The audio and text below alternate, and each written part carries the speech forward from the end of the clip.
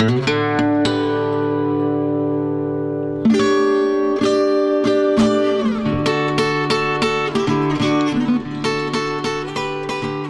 and welcome to Rooted. Welcome to my yellow bench for another episode where we'll explore the human side of sustainability leadership.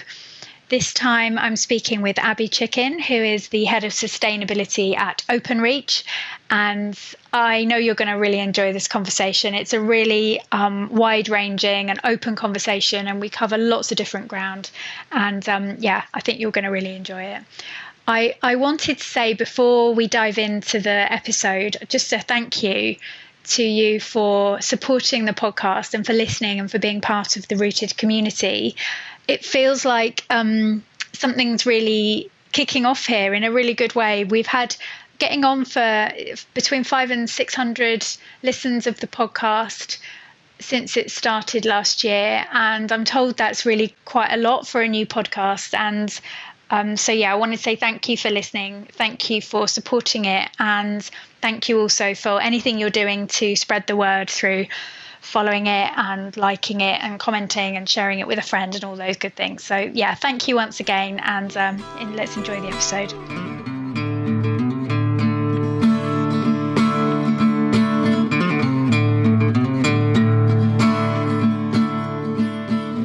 So joining me on my yellow bench today is someone who is currently leading sustainability on one of the biggest infrastructure projects in the UK, I'm told.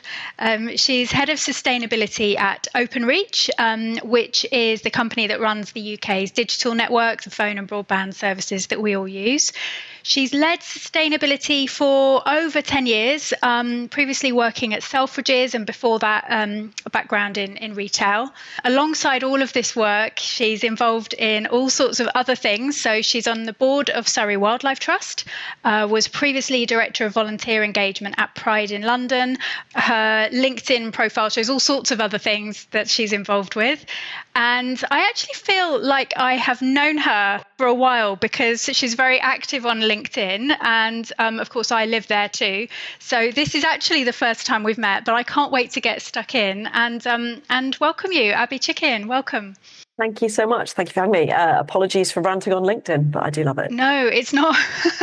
It's not ranting. It's lovely. It makes it what it is, doesn't it? That you actually see people with opinions and things to share, and it's lovely. So yes, I do feel like I know you a little bit, but I'm looking forward to getting to know you properly. We'll compare notes at the end. Yeah, absolutely. Yeah. And kind of, I guess, delving beneath the surface of what we put out on social media and all the kind of shiny headlines and all that kind of stuff, and really getting into the human side of how it really feels to do this work. So that's what we're all about on Rooted. So going to be trying to dig around a bit, if that's okay with you. Sounds good. Lovely. Okay, so I think let's begin. Let's begin at the beginning, as they say. And I'm really interested in understanding, where did your roots in this work begin? Because you didn't always start off in sustainability, right? You came to that partway through your career. So what led you down this path of sustainability to where you are now? Yeah, it's an interesting one, because sustainability as a job, I know it did exist because I've met some of the stalwarts in the kind of environmental movement, but it never occurred to me as a job. And yet it sort of did. So I went to university, I did English and didn't really know what to do. And I went through all of the career stuff, and they said, oh, you could go into publishing or advertising. And I thought, I don't know. My mum was an accountant. She was very keen that I became an accountant, but I'm not very good at maths. So best to avoid that particular route. And that's not even true. I'm not that bad at maths. I just didn't love it. But I went to a grad fair, and I spoke to the team at Waitrose, and Waitrose at the time had this brilliant story around how they treated their farmers and how they worked with their farmers that I loved. And it was sort of at Waitrose that I started to understand a bit more about what was then corporate sustainability, corporate social responsibility. Yeah. So they had this foundation with some of the growers in South Africa on kind of avocados and things like that. And I thought, this is brilliant. This is a company that takes pride in treating its suppliers really well and sort of, communicating with the public on this. So it did start kind of right at the start, but I was on a shop floor grad scheme. So I was running the front of house operations, running stores. And then I kept bouncing around within the John Lewis Partnership. And I did, there's a guy, Roman Krasnarek, he wrote a book and it was all about taking a radical sabbatical, how to find meaningful work. And I thought, I was in my probably early 30s, late 20s, I think. And I thought, I don't know, I like retail, I like people, but I feel like I kind of want to do something more. I want to contribute more. So I kept getting these shadowing opportunities or little projects in various different teams. And one of the director of public affairs, said, I think CSR is a fit for you. And so she introduced me to the director of CSR, and I worked for him for a bit.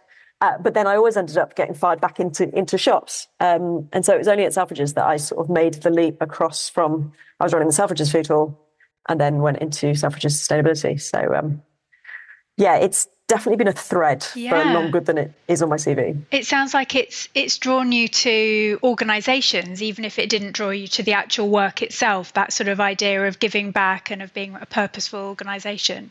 Yeah, and Selfridges was a game changer because they're a fairly small footprint. You know, they're 4 shops. They've got a big voice and at the time, huge ambitions. So that was when I landed in Selfridges, they had this enormous campaign on ocean plastics.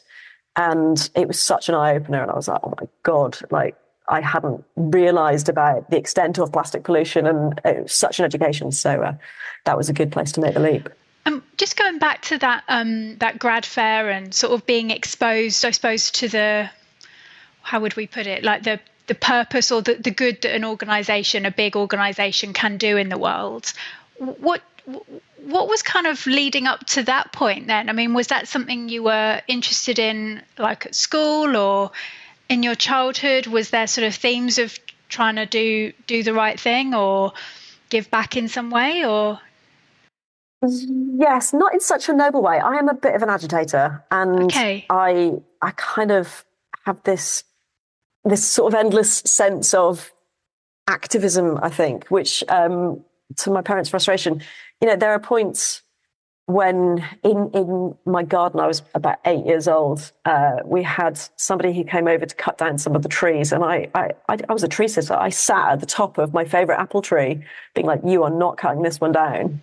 Wow. So my parents bought this kind of tiny cottage with a... Age 8 years old? Yeah. But this was my tree, and I was like, nobody is coming for this tree. So I sat there the entire day. And then there were things where, you know, our house sort of abridged onto common land, and then there were some farmers' fields. And one day there was a hunt, and they were shooting off the common land, which they could, towards a fox. And I had this, I think it's my brother's sort of 1980s fluorescent yellow T-shirt. So I put this T-shirt on and ran out in front of these, my mum was losing it, in front of these hunters, because I was like, they're not killing these foxes. I'm not, you know. So I had this, I don't even know where this came from, but this real sense of I can do stuff. So there was agency at a really young age. Yeah. And I mean, I grew up in kind of the Wye Valley, Forest of Dean area, so very connected with nature. And it sort of felt like all of these threads came together, that I did feel like you could go and do stuff, and you should if you can. Yes. So, yeah. So I'm interested in sort of how you ended up in a grad career fair looking at big organisations, because almost with that start, you would think this is a child that's going to be like really an activist, you know, and go down a charities, NGO kind of route, you know, and really push hard through that mechanism. Sort of, I guess the counterfoil to that was my parents' kind of ambitions and what a good job looked like. And I was speaking to somebody recently about this, you know, what feels like achievement and the title, the pay, the things that you're kind of brought up being like, you know, you work hard in school and this is where you'll go. I always come back to, there's this one really profound fork in a road, which was when I just graduated and I was volunteering at a charity called Siren. And they were based sort of down in Newbury. And they had a role paying almost nothing, but you'd live on site. And they're like, you fundraise to go and track wolves in the wild in Spain. And if you fundraise enough, then you get to come. But basically, we can't afford to pay you anything. And I was doing that, and I had the interview on the grad scheme. And I remember kind of going, I could pursue this, and I'm going to have no money, and I might get to do something amazing, but I might not. And it's all a bit weird and unstructured. Or I could go down this really safe next step, which my parents would be very proud of, that I've got on the Waitrose grad scheme. And I sat there and I spoke to the owners of this charity, and they kind of went, look, we know probably what decision you're going to make. We're not going to try and convince you otherwise. And it's like, maybe you could try and convince me a bit. Please try. Yeah. And actually, Waitrose was a brilliant education in business and in sort of how you can kind of connect and do things differently. And I've loved it. But yeah, I often come back to actually, what if I had been braver and kind of gone, actually, I'm not going to pursue the thing that my parents want me to do. I'm going to go into this complete wild unknown, and who knows what I'd be doing. But I feel like both paths eventually led me somewhere in sort of the same place. So. Converged, yeah. And your route to where you are, what you're doing today, and that activism being expressed and that agency being expressed via a big organization with massive impact. But you kind of had to go through, a different route to get there. That's so interesting. And yeah, we often have these little fork in the road moments, don't we? But I do, you're right. I do think we sometimes we'd always converge back on a similar type of outcome in some ways. Yeah, really interesting. I guess looking on your career then, I'm interested then in what part of your career, or whether it's a specific project or a specific role or a time in a role, but what you look back on with pride on the work you've done so far. Yeah, that's an interesting question, because I touched on this with Selfridges and the activism thread. The owner of Selfridges at the time believed in what we called retail activism, that you could be a brand that stands up and sort of advocates for the right thing. And so we did some fun, brilliant things at Selfridges. Probably the best and maybe hardest one was convincing the beauty industry to ditch plastic glitter. So so they'd long been working in plastics, and it was all about packaging, and then we got rid of straws and microbeads and all of this stuff kind of ahead of national bans. So we had a big fashion show with the last plastic bags in about 2015. And then we said, well, actually, we've stopped selling anything that's got microbeads, but there are so many brands selling glitter, and it's just plastic. And at the time, the crossover with Pride was definitely a kind of convening point, because I was like, there's loads of people who are covering themselves in glitter. My goodness. And then you go home and you have a shower and you're just washing the stuff down the sink. So we started to work with various of the beauty brands, and a lot of them are much, much bigger than Selfridges. So you're talking kind of the L'Oreals, the Estée Lauders. And it was just not very easy. But then we convinced a few big beauty advocates, Pat McGrath being the kind of game changer. So Pat McGrath was famous for the glitter lip. And once we spoke to their team and explained what we were trying to do, and they said, yeah, we can get behind this, we're going to do this, it became a much easier conversation to have with other massive beauty brands.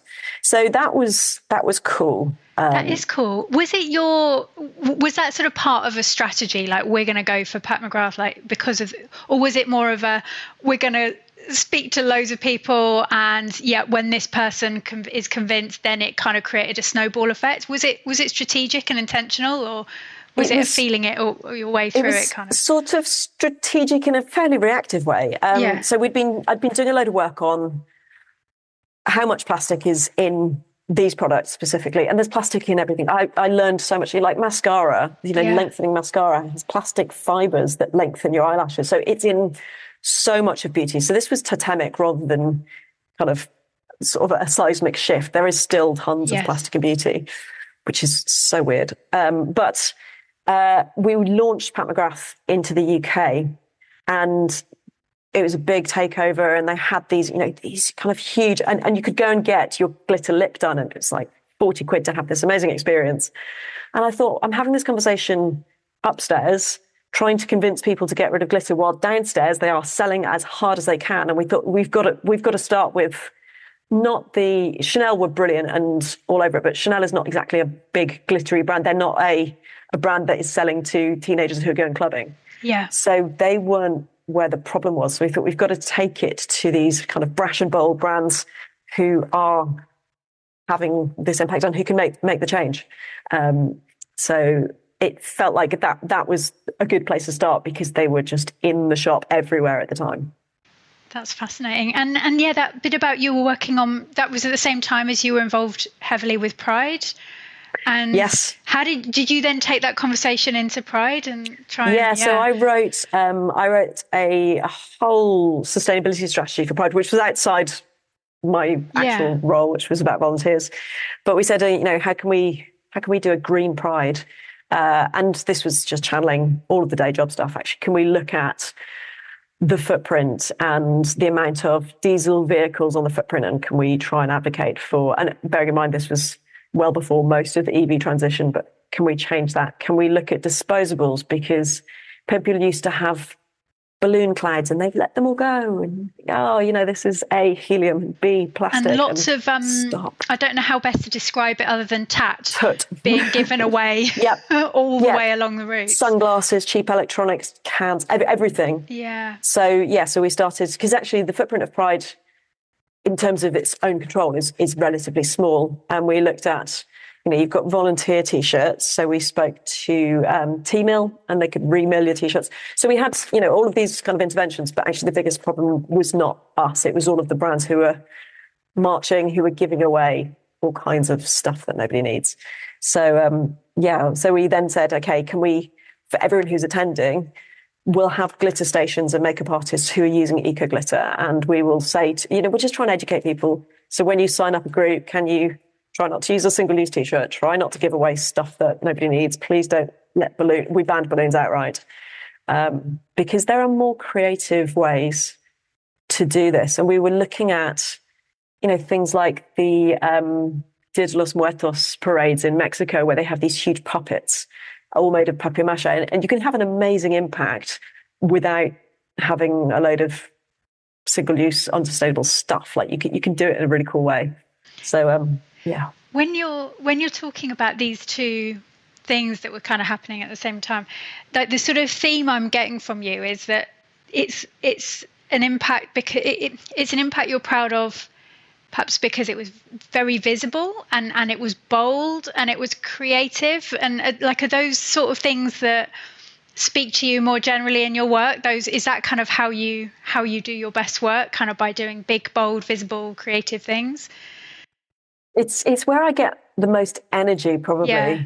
I had a conversation with one of our MDs the other day, and he said sustainability is a small number of big things and a big number of small things, and that's the strategy. Oh, hold on a minute. Right, hang on. Yeah, so I Say exactly. That again? I did this. A small number of big things and a big number of small things. So he's like, if you've got a few iconic, bold, centrally led, groundbreaking things, that's brilliant. But actually, the big number of small things is all of the behavioural stuff that also adds up. So it is the put stuff in the right bin, don't use a disposable coffee cup. It's all of that creates this groundswell. And actually, both of those matter, because it's easy to go, we're the sustainability team, we're just going to focus on one or the other. So I quite liked that. Yeah. But I have had to say that to everybody over and over again in my head. More than once. Right. Yeah. Small number of big things, big number of small things. Maybe get a banner or a big poster. Or a T-shirt. We can have it on a T-shirt. Not single-use T-shirts. Sorry. No. Sorry. I'll wear it every day, I promise. Wear it 30 times. I feel like what's quite interesting is I think some of us are naturally more drawn, aren't we, to the small number of big things. And others are naturally more drawn to a big number of small things, like let's just kind of like work through in a very systematic way, like lots of small actions, let's see them add up. And sometimes you can, if you're lucky enough to have a big enough team, some of those talents or inclinations can kind of naturally settle. Do you see that a bit? Do you see that kind of? Yeah, definitely. And I'm a big believer in building a team who have kind of cognitive dissonance in a way. The diversity of thought, I think, is really important, because then my team will tell anyone, but I get very excited about a lot of ideas, and I'll be like, we should do this, we should do this, we should do this. And they're like, yeah, but what are we actually going to do? Yes. Because I can get very enthusiastic about 17 different initiatives a day. So actually, let's kind of structure it and pin it down, and we're going to actually go and do these two big things, and we're going to do them really well. And then we're also going to have an engagement section that is really kind of gearing through our internal comms of what are the drumbeat behaviours. But even that, it might be quite a small number of small things. If we're just saying our sort of overriding philosophy has been use less stuff, because that is one thing that everyone can remember and everyone can really go and do in whatever role they work in. So because we are perennially short on attention span, everyone's kind of like, what's the one thing? What's the smallest thing I've got to remember? So use less stuff. Yeah. And that resonates with people for whom sustainability might not be a kind of top priority for them, but they know they're working for a company that's trying to make some money, or trying to work within a budget. Like that speaks to people for whom, yeah, you're just trying to be not wasteful, you're trying to be cost efficient, all those other things it talks to. So yeah, it makes and I think sense. that's really important to not just dilute your sustainability ambitions, but to make sure that you are speaking the language of the business, or going where the energy in the business is, while trying to tug it into maybe some different level of ambition. And for us, cost control is massive, so that's an easy one to get through in our boardroom conversations. So it definitely helps. Thinking about the example you gave me about the glitter, it strikes me that is a very creative and visible thing. I mentioned that already. Do you get the opportunity to do that type of exciting creative thing in your work now? Because on the face of it, I'm sitting here thinking, oh, she's kind of gone from glamorous Selfridges with glitter lips and mascara and all this, and now she's in cables and cabinets in the street. And do you still get to do exciting big things, even though it's in a much different environment? Yeah, I really do. And it brings out my deep inner nerd, and I love it. Okay. I was in a meeting the other day where somebody said, this solution we've just released this week is physics in action in its most elegant form. And I thought, God, I'm going to go and have that on a T-shirt as well. Right. So we have... I had some fun at Selfridges, but Selfridges does sell a lot of things that you don't need. And it's very, you said it's very glamorous. It's very kind of visual. So there's some great ways of intervening with that. But actually the philosophies are the same. But at Openreach, what we do really genuinely helps. Not just, sustainability is not just kind of us doing this hygiene factory of kind of doing the right thing. There is something that helps the whole of the UK become more sustainable in lots of different ways, whether that's because of telecommuting and sort of reducing carbon, or underpinning smart technologies, or just not having physical materials. This is the thing that's been exciting us all year, actually. We've got a new, it's not new technology, but we've just launched, you can put an acoustic signal through one of our fibre cables and it can listen to stuff. So basically, if you put this acoustic pulse, if there's an interruption to that, you can map it to what they call a sonic library, and AI can kind of go, okay, that sounds like the same thing that we're hearing all across the network. In this instance, water leaks. So It can listen for water leaks. So we've been working with Affinity Water, and this has just been a trial. It was like 650 kilometres of their network, and we were saving them 2 million litres of water a day. So wait a minute. Your broadband cables can listen for water leaks. Yeah, that sounds sort of nefarious when you put it that way. No, so a fibre optic cable has light travelling through it. Yeah. So if the light has, it's kind of called a backscatter. If there's a blockage or something, it creates this profile, which then if you record that, then you can kind of go, okay, and it can take out sort of background noise. So we've said, right, listen for water leaks. It can listen for all kinds of things. So there's a program at the University of Southampton where they are mapping whales and sharks around offshore wind. It's because subsea cables can kind of do that as well. So the trial we've just published was with Affinity, and we will go big on water, but we can do gas leaks. There's a lot of headroom for this. That's so exciting. And so I've been having a bit of a moan and a bit of a whinge about AI recently. It's kind of more about like AI content and just crap that you see online.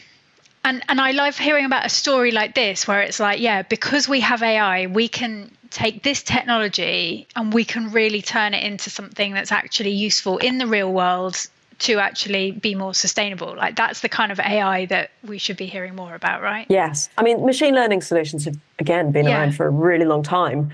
And I think it does get blended with this sort of nano banana. I'm going to have a picture of Trump doing a little dance. Yeah, that's not good use of anything, my attention span, any of it. But yeah, there are some cool solutions as well. And I think on balance, AI can be harnessed for good. Sure. So that's an exciting space as well. Yeah.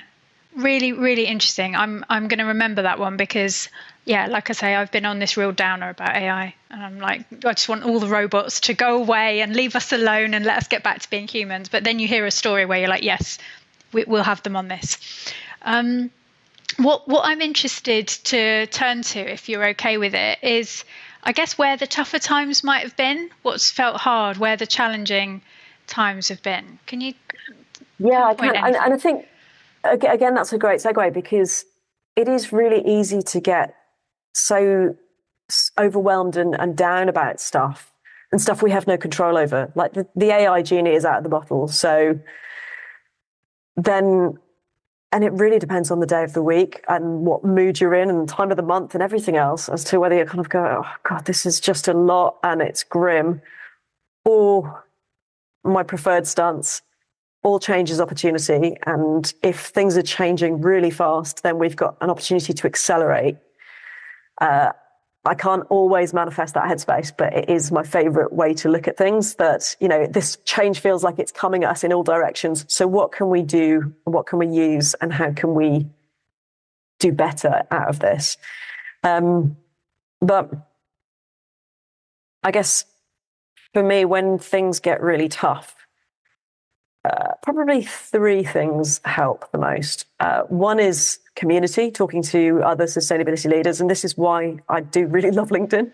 Yeah. Because there are some brilliant people and I'm connected to loads of sustainability people. And I kind of go, oh, okay, they are facing this same challenge or they've found this brilliant solution or, do you know what, that's just something I hadn't heard about.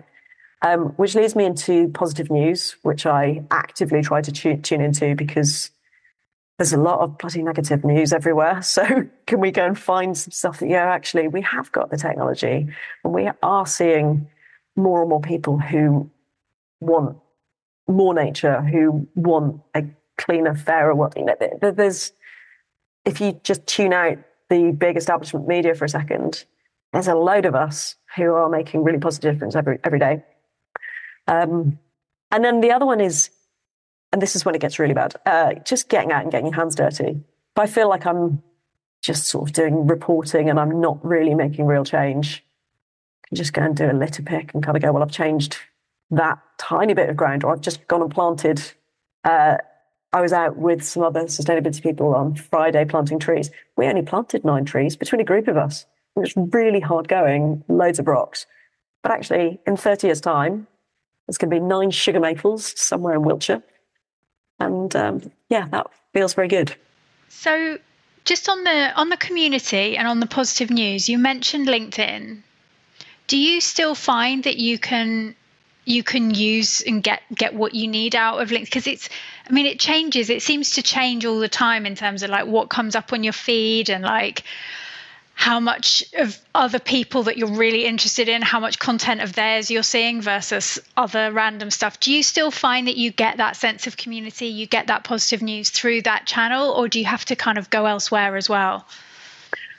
I do. And I don't know if it's because my algorithm is so very well trained Because I hear people who say, oh God, I hate LinkedIn. It's such a negative or such a self-promoting place. And there's this comedian, Farrell Hegarty, who does these brilliant clips on LinkedIn where everything is, oh, I'm delighted, I'm thrilled. Oh, yes. And it just really makes me laugh because that is also true. But yeah, I think my feed does tend to be a combination of just genuine updates where somebody's I'm celebrating because I've done this thing, won an award, got this new job. And if you take it on trust that person that's genuine, then that's a great thing. Someone's celebrating having got a promotion. Let's all go and give them a big high five. Let's be delighted. Let's be thrilled. Thrilled for you. But yeah, I do also have just a great cohort of people I'm connected with. And increasingly so. I went to a college reunion last week, and the number of us who are working sort of in and around sustainability is growing year on year because people's jobs are starting to get more of a remit on this. So people who didn't start their careers looking to be in sustainability just are now. So that's been quite good.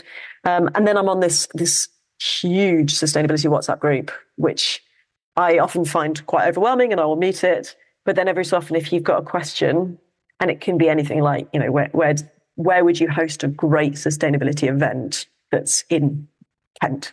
And you'll get, you can get some great solutions from that. How's this group?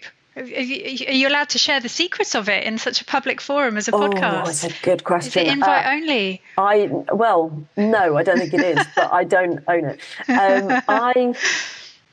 I got invited. The first rule of the WhatsApp group is do not talk about it. Admit the WhatsApp You've broken group. it.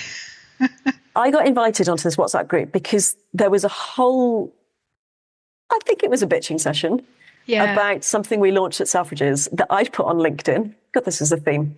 So Selfridges did a garden centre, and I posted a picture of the Selfridges compost, and it was peat-free compost in a Hessian sack. I was like, how unexpected. You've got luxury department store selling peat-free compost in a Hessian sack. And majority of people were like, this is cool, this is different, this is interesting.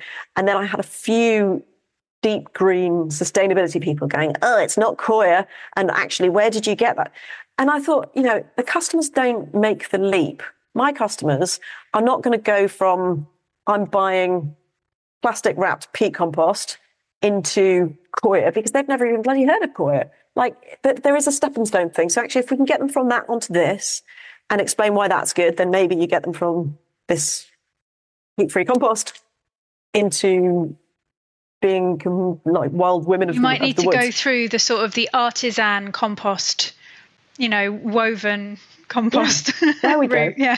But so I think somebody said, well, should we invite this woman who's put this LinkedIn post up to come and speak for herself? And so I got invited in and never looked back. Yeah, and I think that just having these like informal groups or smaller groups, it can be good. Like the People Planet Pint, that's quite a nice. Just going to say that. Oh, were you? Yeah, they're quite a nice set of groups because they're small and they're local as well. Yeah, the regionality of it, I think, is brilliant because, I work in London, but sort of speaking to people where I live is just lovely. And you kind of find people involved in all kinds of things. Yeah, it's great. So yeah, community, I think, is huge.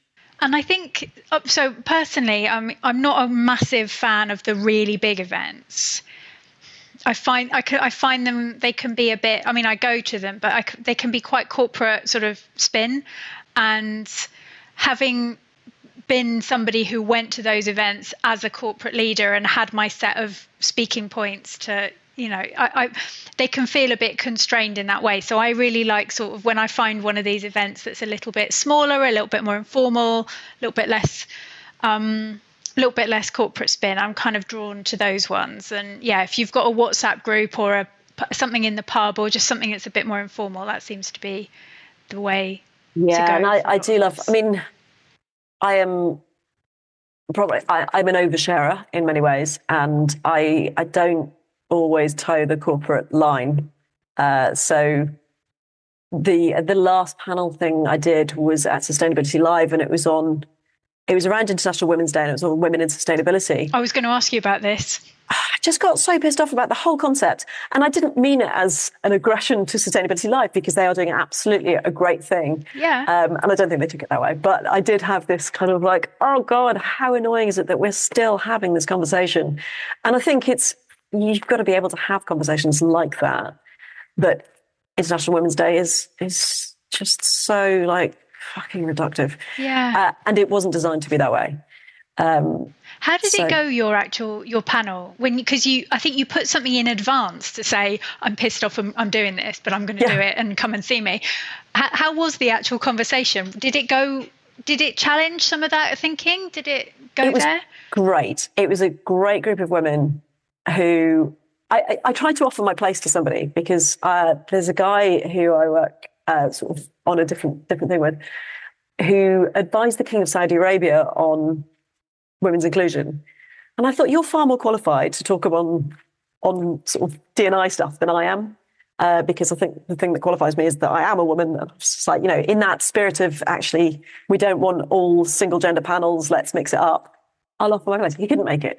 But no, it was a great discussion. It was quite a feisty discussion. We got a standing ovation. So clearly it resonated. It was fun. But I think because everyone has got to that point of, oh God, I don't want to lean in. I want to lean out. I do not want to go and, I read this thing. The average woman's voice has dropped an octave over the last 50 years because we're all busy trying to lean in so we can sound all manly in the office. And I thought, yeah, we've all been just trying to fit this mold that was never meant for us. And actually, I want to tear it up. I want to break the mold. I want to do things differently. And we are on the cusp of having a female CEO at Openreach who starts at the start of April. And I'm really excited about how that changes the culture, because one of the MDs said, I've never had a female boss. And I thought, yeah, this is going to be different. Yeah, it's really important. And I guess what I sometimes see is, and this perhaps isn't more now, it's perhaps a while back, where you'd get senior female leaders and they'd be in important positions and senior positions, and then you'd sort of find out that they kind of just sort of adopted male traits, and sometimes even more so than many of the men that I was working with. So I remember when I had my kids and they were little, I'd actually had some really flexible and supportive male bosses. And then I happened to have a few female bosses who were actually really quite tricky, and they just didn't get it, and they were like, well, I managed to do it, so you can too. And it's that kind of attitude, really. So I think things are changing, but I love that. Yeah, I don't want to lean in, I want to lean out. I think I may have said that myself a few times as well. Yeah, it's that kind of, we've spent, and this was the theme of the panel, we've spent millennia trying to break glass windows, glass ceilings, glass doors, break everything, because we weren't invited, whether it's politics or religion or work. And then, for those women, that was how they had to get through. You could only succeed at a certain point by outmanning the men. I don't think we're there anymore. Yeah, I've had another conversation for this podcast. I'm not sure if it'll come out before or after this one, so I don't know. I don't know. But we're talking. It's with someone who's a board chair and a member of. She has a portfolio career working on lots of boards, Lisa Tennant, and she was telling me on the podcast about her experiences breastfeeding in the boardroom and pumping, leaving to pump milk and then coming back in and saying, well, I had to do that, and I feel proud of showing them that this is what it takes. If you want more women in boards, you kind of have to be okay with this kind of stuff. But yeah, it strikes me that she very much was leaning in. She's like, I'm going to do it. I'm going to keep going. I'm going to keep pushing. And if that means I have to bring my baby to a board meeting, then that's what it means. It's both, isn't it? I've got a friend, Sarah Marshall, who did exactly this, and she would pump in meetings, and she'd be like, do you know what? I'm still here, and I'm still very capable of doing this. But this is what it takes to bring everything. And as you start to see examples of people doing that, it emboldens everybody, because, the conversations that we have about menopause or about reproductive rights or about breastfeeding and what it takes to do that. I just think, gosh, we're talking a lot about inclusion. It's not a zero-sum game. Inclusion is good for everybody. And actually, the more we can just lose that attitude of, oh, leave all of your personal life at the door. We don't want to know anything about who you are. It doesn't work. So let's let people be people. Yeah, just bring. I mean, it's a cliche now, isn't it? Bring your whole self to work, but actually, it is what actually helps. It helps us. Yeah, I mean, there's a lot. When I started my career, I was advised by somebody very early who was entirely well-meaning, but she said, "Oh, I don't think you should come out in your next door." This is on the Waitrose grad scheme. I don't think you should come out. I think it will hold you back. Oh. And I had this like months of, oh God, what have I done? Do I have to try and sort of hide a part of myself? And I'm not, like I said this, I'm not very good at, if somebody says, oh, well, what did you do on the weekend? I'd be like, oh, I spent the weekend with my friend. Yeah, I can't do it. Yeah. I've got no poker face. So I thought I can't. How long did that last? Did you manage to? I don't think I even tried. No. I had a little crisis, but was in that store with her for a few more weeks. And then I went to my next one and I spoke to a male store manager who was like, oh, don't worry about that. I thought, thank God. And never did. And then that thread followed. It eventually led me into setting up the John Lewis LGBT network and going to join Pride in London. So yeah, these little moments, they spur you on. They spur you on, don't they? I wonder, we've covered so much, haven't we? And there's lots of different elements of your career and your life that we've talked about. But I wonder if you might sort of think about our listeners and what I'm trying to build with Rooted is a sort of community of sustainability leaders who listen to this podcast just for that kind of sense of, it's not me. I'm not the only one who has these issues, or I'm not the only one who finds it tough from time to time, or, just having a bit of support from others. What piece of wisdom would you give to others in the same kind of role as you, who might just be having a bit of a tough time or thinking about how they find that kind of purpose in their work? What wisdom would you give? Wow. A very wise newsletter writer released something this week, I think, on Ikigai. Oh, me? Yes, you.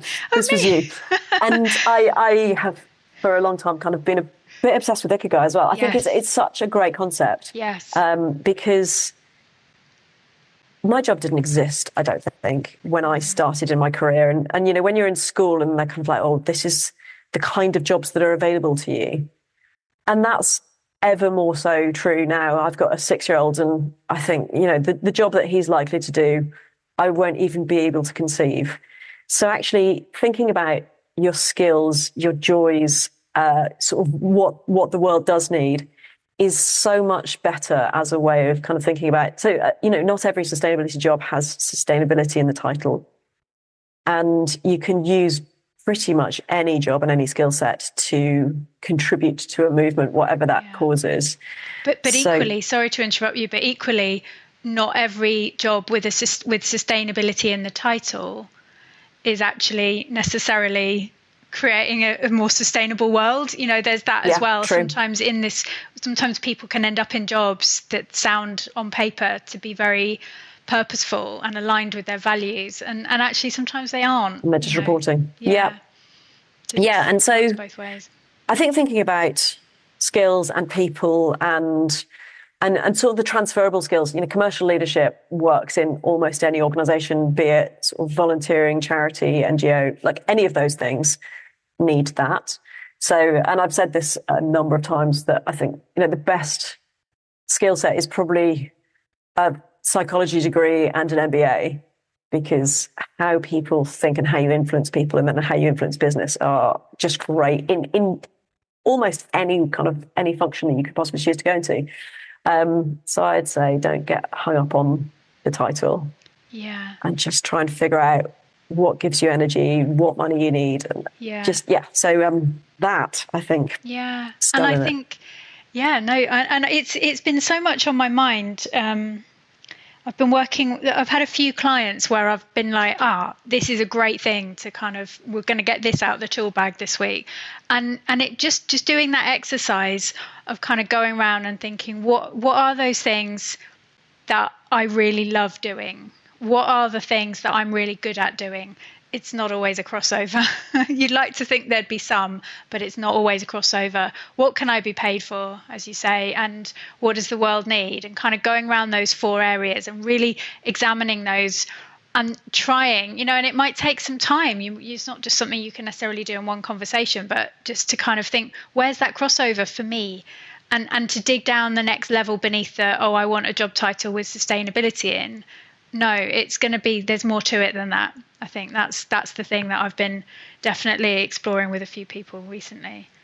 And just being bold enough to ask as well, because, we work in a pretty matrix way. There's loads of people who aren't in the sustainability team, but who are delivering because they've come and said, I work in internal comms and I'm really passionate about this. This is what I do. And so we help them kind of sculpt out goals and stuff that they can deliver from there. So I think just saying, this is how I got into it. I asked the sustainability director and I said, look, this is what I want to do.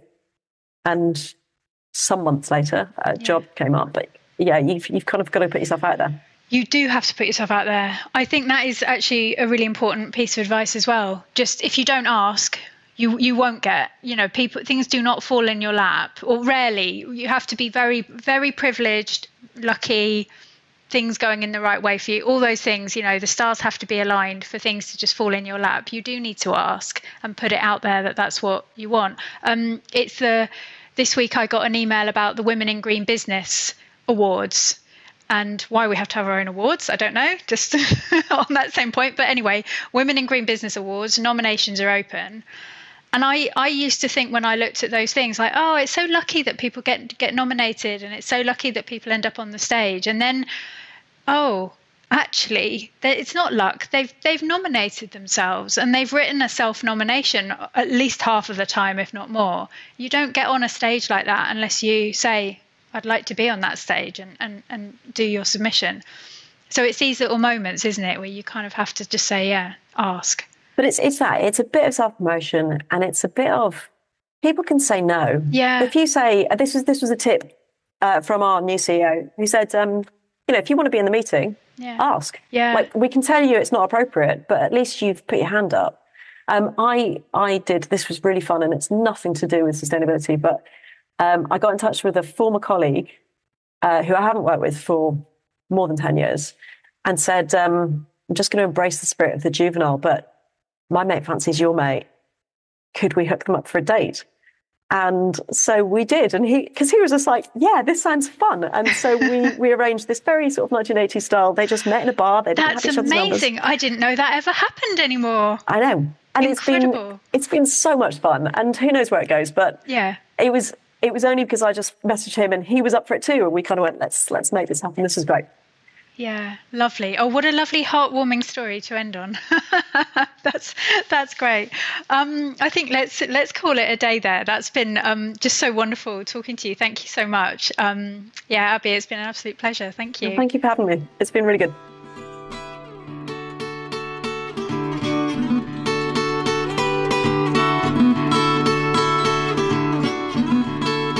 So that was a fab conversation, I think, wasn't it, with Abby there? I've got visions of her as an 8-year-old sitting in the top of that tree, refusing to let it be cut down, and how that agitator, activist tendency and mindset has obviously followed her all the way through her career, her time at Selfridges, her time at Openreach now, to make a big impact in the work that she does. We talked quite a bit about community, and whether that's WhatsApp group or whether it's small or big conferences, any of those ways really is trying to make sure we connect and we share with other sustainability leaders. We talked about those big events too, Anthropy and ED, and my FOMO missing out on those, but hopefully they will provide lots of support for those who attend as well. So anyway, I'm again grateful for your support, grateful for you listening to the podcast, and please do like, subscribe, follow, comment, review, What else? Share any of those things that you feel able to do. As always, I'm very grateful and look forward to speaking to you next time. Bye bye.